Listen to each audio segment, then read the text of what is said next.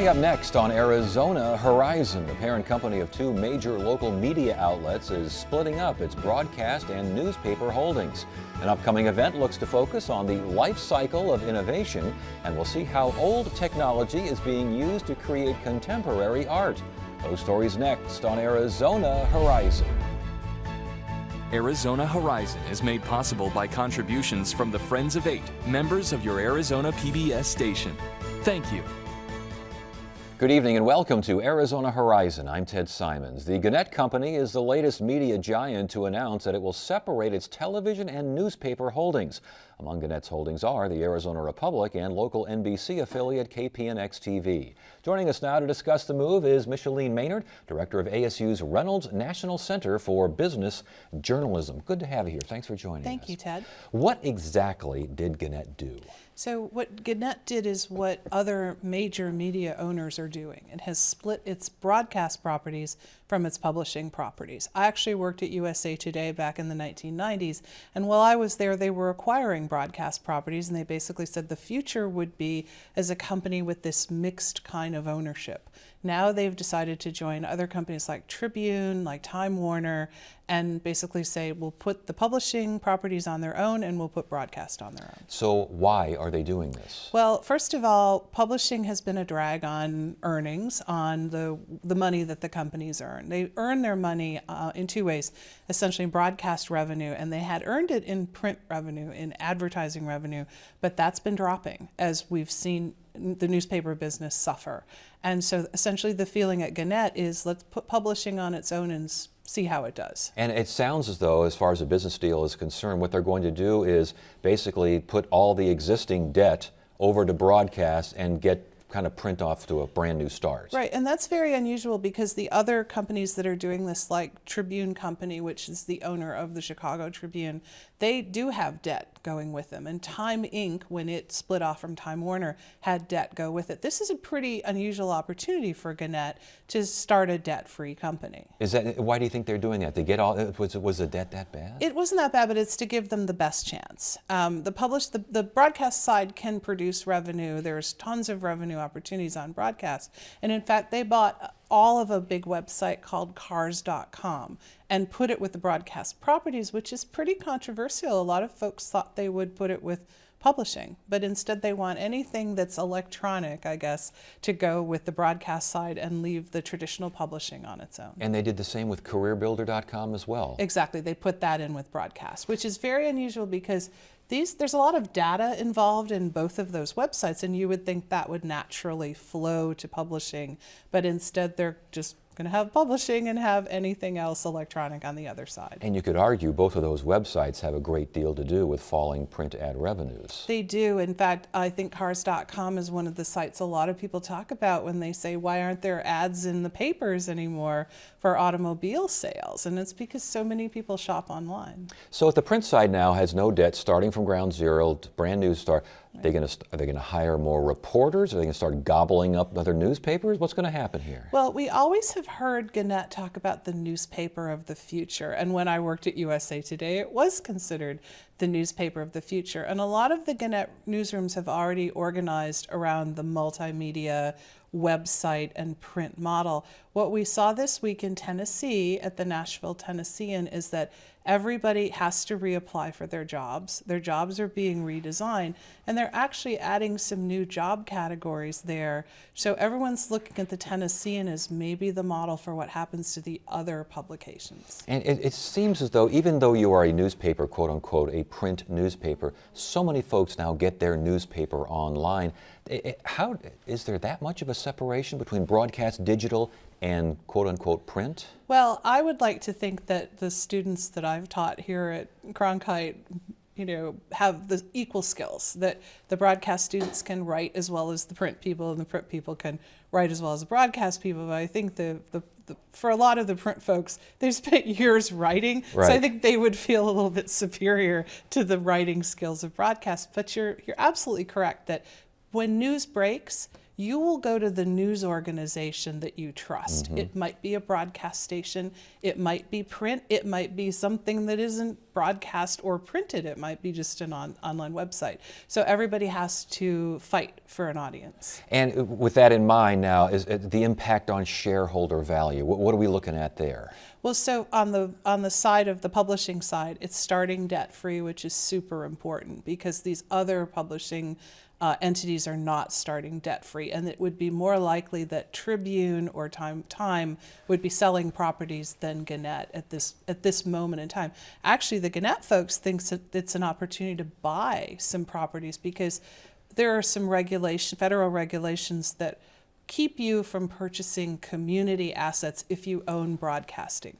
Now that broadcasting is off on its own, if you're the Arizona Republic and wanted to buy community newspapers across Arizona, you could do that. In the old days, you might not be allowed to do that. I didn't think those regulations were still in place. It seemed that they still are, huh? Yeah, there are still some limits on owning too many properties in one community. Interesting. So, and Gannett absolutely sees this as a purchasing opportunity for the publishing side. And again, I understand debt-free. Let's go out there and make some changes. You say the changes already happening in Tennessee. Maybe you hire more reporters. Maybe you start gobbling up other newspapers. But if you still the print side still is problematic, is it not? Absolutely. So print revenue, if you look at where it's come from, traditionally the printed publication has grown the most. It's provided the most revenue. Digital advertising it's very hard to get real dollars from that. And so it's going to mean efficiency. It's going to mean working those young reporters probably harder than I had to work at the beginning of my career. And they're going to be looking at every dime and nickel that's being spent on the publishing side. With Gannett as an example, but all these companies, you got your broadcast digital, you got your print side, supposed to be separate entities, but certainly symbiotic in some sense or form. Sure. How much competition goes on? What happens to journalism? Well, I think first of all, the former Gannett TV stations and the Gannett publications probably will still do some collaboration. So you will still see Arizona Republic reporters appearing on TV here. Okay. What I think it does to journalism is basically say, it's kind of funny because as teachers of journalism, we're teaching everybody to be able to do everything. As these companies are splitting, I don't think you have to choose, but I think you have to make a bet on your future. Is broadcast better for you than print is for you? And that's going to cause a lot of journalism students maybe some sleepless nights. Yes, indeed. And then once they get on the print side, they may have some more sleepless nights unless they figure out that revenue thing. Well, that's right.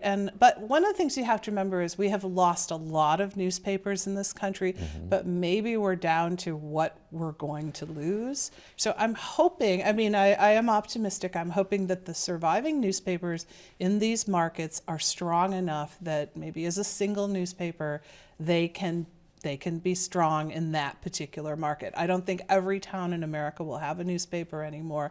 Maybe not every big city, but the ones that hang on will be stronger than they might have been without the competition. Well, and that's a good point because it makes me think of the idea of these media giants. They're on the web now, and they are competing with everything from blogs to other websites and these sorts. Will the media giants still be giants online? That is a very good question. And I've written for Time Magazine, and Time Magazine, the magazine itself, is a very elite product now. But Time.com is updating every single hour of the day. So there's still opportunities to do the old style printed reporting, but you better be able to do the online reporting as well. Yeah, indeed. So the future of print newspapers still there, but still a little rocky. Yeah, there are some people that are very pessimistic and think we'll be losing a lot more publications. I don't tend to share that. I think there will be markets like Chicago where you have the Tribune and the Sun-Times, neither of which are particularly strong, where you probably will see one of them go out. Will we have Chicago with no newspapers? I don't think so. I think somebody will survive. So, and you did mention earlier that some of these cities may not have a newspaper, and these could be relatively large-sized cities. With that in mind, overall, everything we've talked about, the impact on journalism, the impact on society. Sure. So we grew up in a society where everybody pulled the newspaper in from the front door. My nephews are growing up in a society where all they have to do is look on their phone and there's their newspaper, which might not even be a publication with a name. It might just be the headlines that they pull together. So I think the future will probably be a much smaller part of actual printed, a much bigger part of digital, and then maybe some delivery system we don't even know about yet. Yeah, but again, as far as society is concerned, good for society, or are we losing the ability to get information to folks? You know, I've traveled a lot in Europe, and a number of European cities have 10, 15, 20 newspapers. So you get a lot more coming at you, but you're still going to choose. I mean, you don't have 10 different kinds of cereal in your house. You probably have shredded wheat and Cheerios and maybe one other kind. So I think choice is great, but I think in terms of society, we still want to gravitate to the news that fits our needs the best. All right, brave new world out there. Good to have you here. Thanks for joining us. Thank you so much, Ted. It's a pleasure.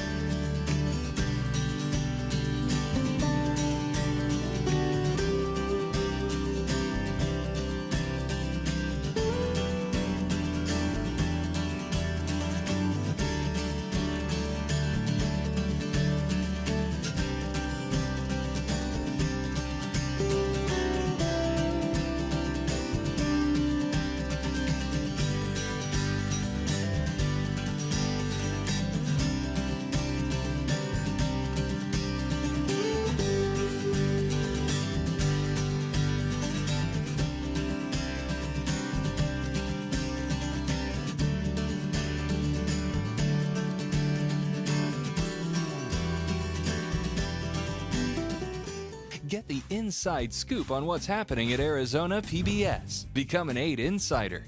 You'll receive weekly updates on the most anticipated upcoming programs and events.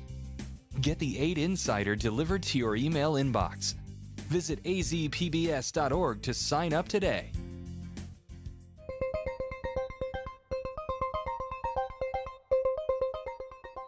Tonight's edition of Arizona Technology and Innovation looks at the 2014 Innovation Arizona Summit, which takes place next week in Scottsdale. The summit will explore the life cycle of innovation, from inspiration to commercialization. Here to tell us more is Jeremy Babinjour, Executive Director of the Arizona SciTech Festival, and Robert Green, CEO of Endovantage, a Scottsdale medical testing firm.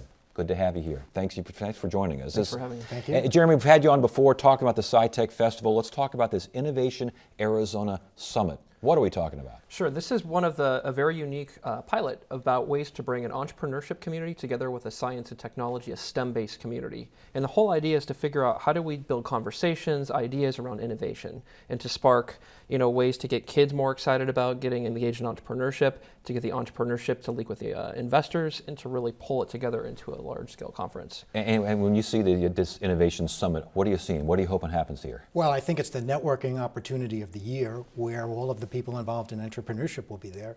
There'll be great sessions, great learning opportunities, a very exciting event for us. The focus of this life cycle of innovation, talk to us about that. What does that mean? Well, innovation is really tough. Think about it. You start off with an idea, you want to grow it into a business, but for the idea you have nothing. You don't have an office, you don't have furniture, you don't have computers, you don't have a copy machine. You have to build all of that together. Arizona is now one of the leading states in providing resources for small companies to do that. We have incubators down in Tucson up to Flagstaff. And as far as this inspiration to commercialization, it really is a process, and it's quite involved, isn't it? It's pretty unique, and we have, so in terms of the conference itself, it brings together a collaboration with the Arizona Commerce Authority, the MIT Enterprise Forum, and the Arizona SciTech Festival. So it really covers that whole cycle. There's there's about 20 sessions that are part of it. One thing that's really cool is we have a keynote that's a 14-year-old entrepreneur. He has a session called Hack Schooling. So he's taken a really unique approach to how do you approach education from an innovation perspective.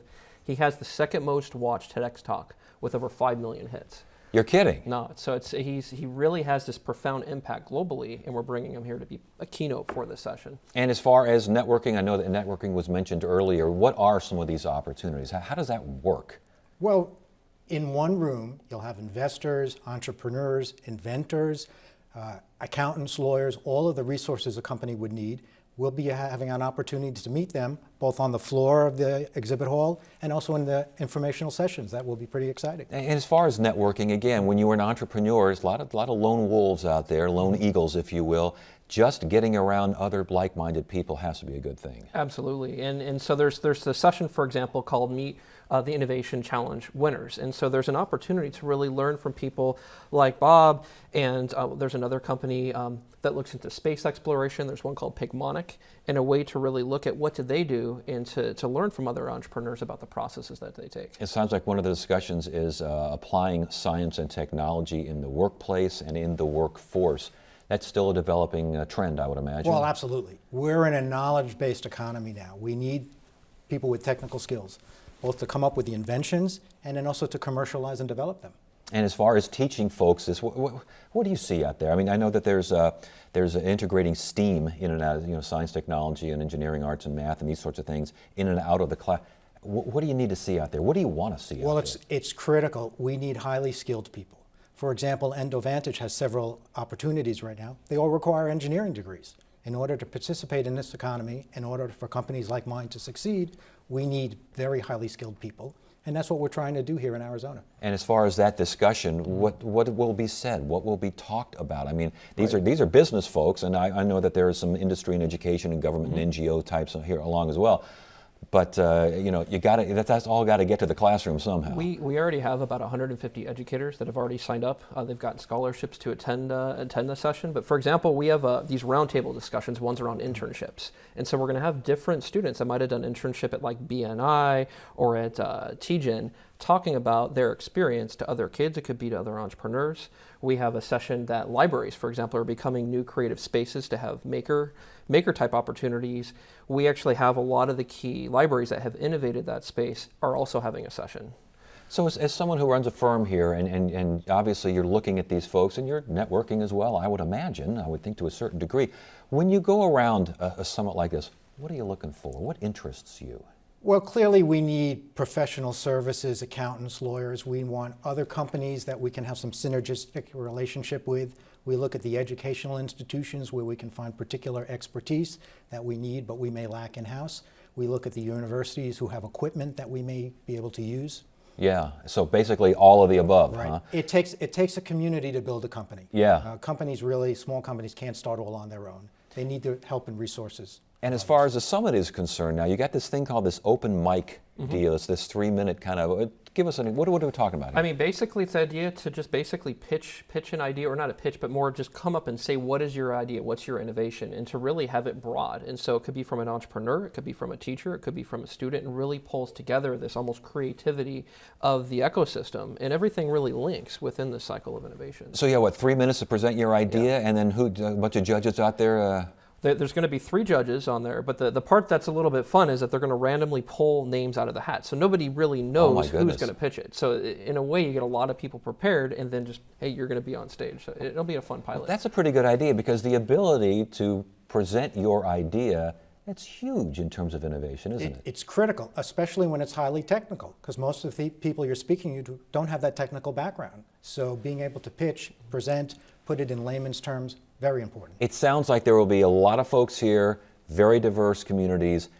The best way, this is obviously one way, but how do you continue now to make these connections between these diverse folks? Well, the key is when you make connections at an event like this, you don't stop there. You follow up, you keep in touch with people, and then you go to the next event that we have in Arizona and keep the relationships going. How do you do that? How best can you keep those relationships going? I guess from our perspective with the Arizona SciTech Festival, this is the 3rd iteration of a conference that we've done, and consistently we find that a lot of the collaborations that really come to fruition in the events actually happen at the conference. And so we actually try to create sessions like Meet the Mentors and brainstorming ideas to have people that are looking to engage with the festival talk to people that might have had that experience, learn from them, and we do find they do keep those collaborations going on in the future. And you mentioned this is not the first time you've gone through this. We've had you on the program before. How has it developed? What are you seeing? The part that I'm really excited about is it's pulling together the concept that we have with the Arizona SciTech Festival's kickoff conference and pulling it with the Innovation Arizona Summit. So we're bringing in two really unique audiences that the Arizona Commerce Authority, the MIT Enterprise Forum has really brought, and bringing it together with this SciTech crowd. And in reality, they really make a lot of sense with synergy because science is really all about innovation. And so it really does connect to bring kind of all these audiences in the same place. And as far as Arizona is concerned, is this state, because we're young, because we're new, because folks tend to come out here and want to start over or get a good foundation, not have to worry about going through the intricacies of a historical path, make a difference as far as you can see? Sure. Arizona now comes in the top tier of places for entrepreneurship. Didn't happen overnight, and it wasn't easy. It was the result of a lot of hard work from a lot of people. The beauty about Arizona is we love to collaborate. So you could talk to almost anybody in the state if you need to. You won't find that in many other states. Is that getting better too? Oh, it's getting better every day. So are you seeing that as well? Mm-hmm. Okay. So this summit is going to be held where and when? It's going to be at the Scottsdale Center for the Arts. It's actually a week from Thursday, so on August 14th. It's a full day, and you can find more information about it either to just do Keynote search Innovation Arizona Summit, or you can go to azscitech.com, and we have a front page highlight to that. All right. But it's really easy to engage and be part of it. All We're right. hoping people will come. Very good. Good to have you both here. Thank you Great. so much for joining us. We appreciate it. Thank you. Thank you.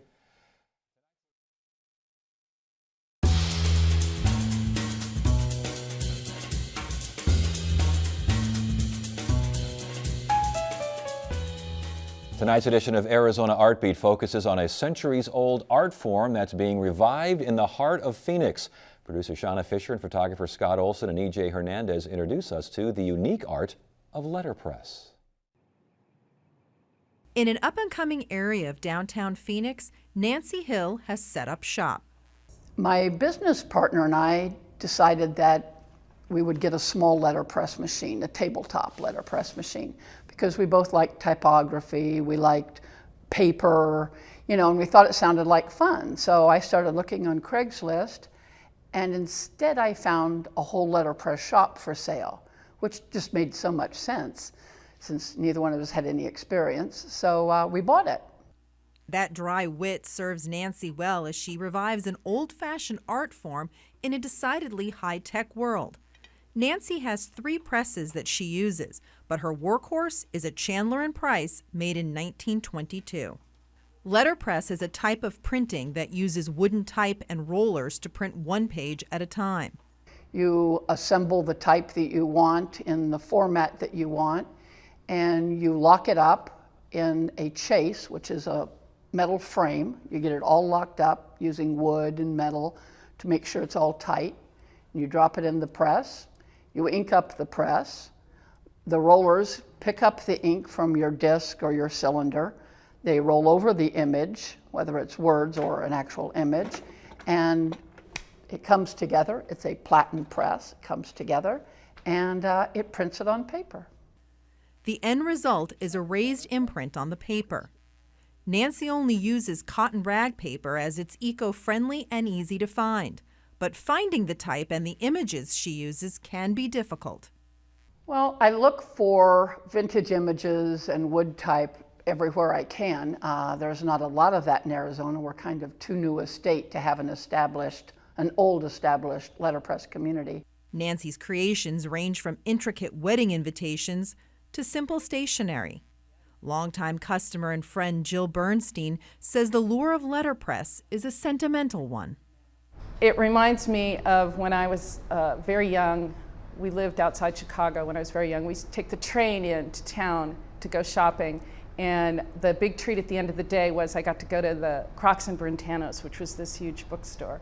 And I would go in and I'd get to buy a book, and I'd pick up the books, and the first thing I would do would be to smell them. And I loved the feel of the paper and the smell of the ink. And with letterpress, it's that on steroids, because you can also feel the hand and know that somebody, to me, printing's always been kind of magical, and there's just something, it's like alchemy. They do this thing, and then this image shows up, and it's beautiful. The letterpress was first invented by Johann Gutenberg in the 15th century. It's how everything was printed, newspapers, books, until the mid-20th century when offset printing took its place.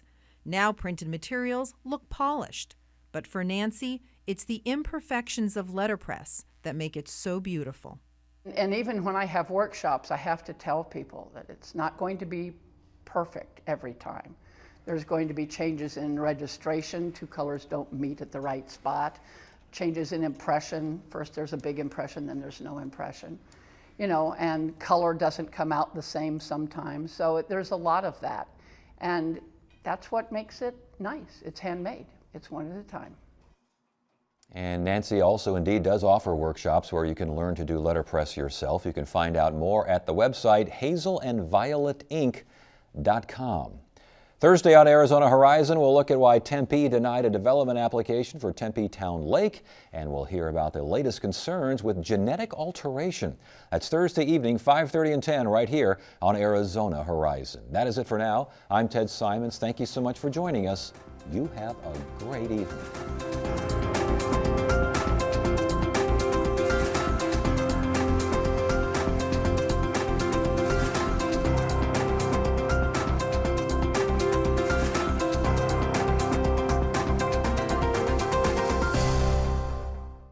Arizona Horizon is made possible by contributions from the Friends of Eight, members of your Arizona PBS station.